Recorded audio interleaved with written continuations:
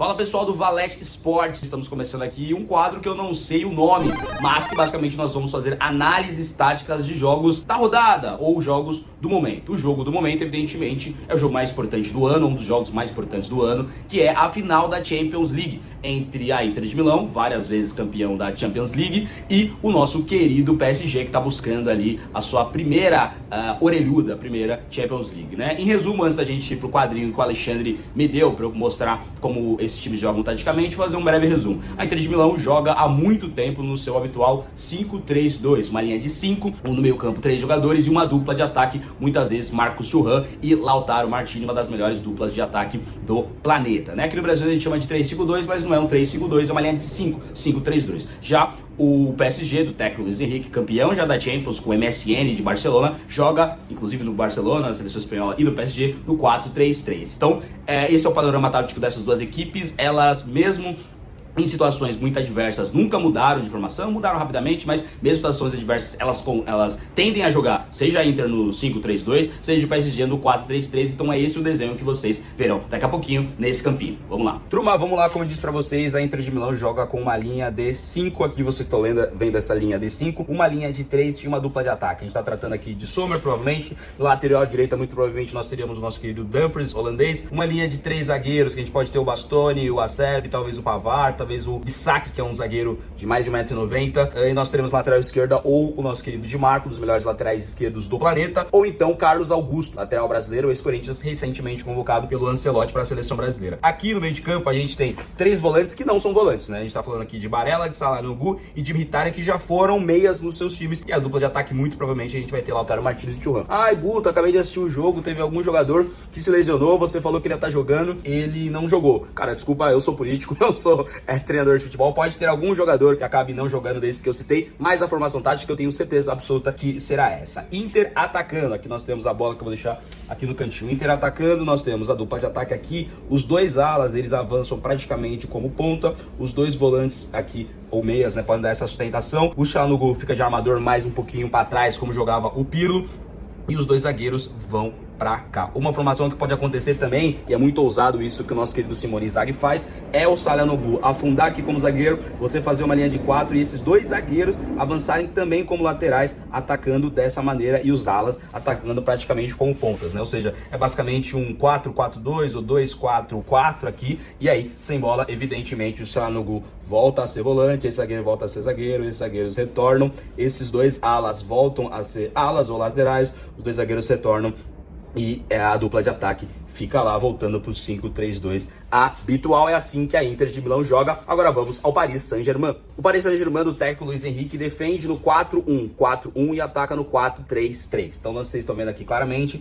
uma linha de 4 defensiva, diferente da Inter de Milão, que tem uma linha de 5. O Paris Saint-Germain joga com essa linha de 4 aqui. Um volante aqui, e aí novamente mais uma linha de 4 e mais um atacante. E essa formação facilita, evidentemente, você atacar no 4-3-3. Então, atacando, vira um 4-3-3, onde você tem os dois pontas alongando, né? Esses dois volantes virando aqui, o apoio dos dois laterais e os dois zagueiros avançando, então fica um 4-3-3, não sei se está torto aí para vocês, né? E aqui a gente tá falando do goleiro Donnarumma, Hakimi, Marquinhos, provavelmente o Pacho, o lateral esquerdo tá como 10, mas é 5, se eu não me engano, ou 6 o número do Nuno Mendes, o primeiro volante, que tende a ser o Vitinho, apesar de ser segundo volante no Paris Saint-Germain, joga de primeiro volante, muito provavelmente Fabian Ruiz, muito provavelmente João Neves, muito provavelmente Dembélé como centroavante. Já vou mostrar a importância do Dembélé nessa formação, e aqui a gente pode ter uma brincadeira onde o Kvaratskhelia com certeza estará na ponta esquerda, e na ponta direita ou Désiré Doué, né, que tem feito uma ótima Champions, ou que eu acho que vai jogar,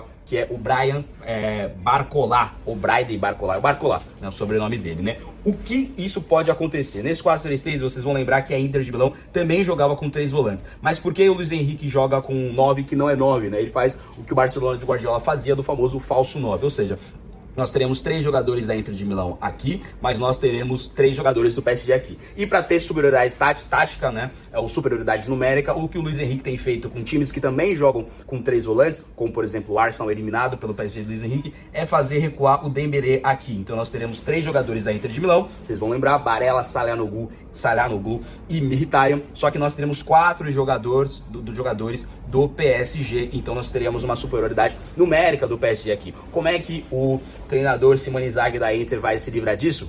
Não saberemos, mas de toda maneira, apesar de passar dessa superioridade numérica, nós vamos lembrar que tem um bloco de 5 jogadores aqui da nossa querida Inter de Milão. Então, como é que o Luiz Henrique vai passar dessa linha de 5, trazendo o centroavante, né? Já tá atacando com 3 aqui, evidentemente, mas trazendo o centroavante para ter a superioridade numérica aqui no meio de campo, como é que depois vai ter esse enfrentamento? Beleza, passando desse meio de campo, aí o bloco que costuma ser do Paris Saint-Germain é afundar os 2 pontas para cá, avançar os 2 alas para cá, fazer uma saída de 3 com o Vitinha. Então nós teremos aqui Marquinhos zagueiro, Vitinha volante fazendo a saída de 3 aqui na zaga, o Pacho, que é um zagueiro canhoto, fazendo a abertura daqui. Aí nós temos 1, 2, 3, 5. E aí vocês vão lembrar, evidentemente, que a Inter joga com esse bloco de 5, mas o PSG vai atacar com esse bloco de 5, e aí depois fazer a recomposição clara, voltando os 2 laterais, avançando o Vitinho pro meio de campo, ficando. Só que aí nesse cenário, aí a Inter de Milão tem superioridade numérica no meio campo.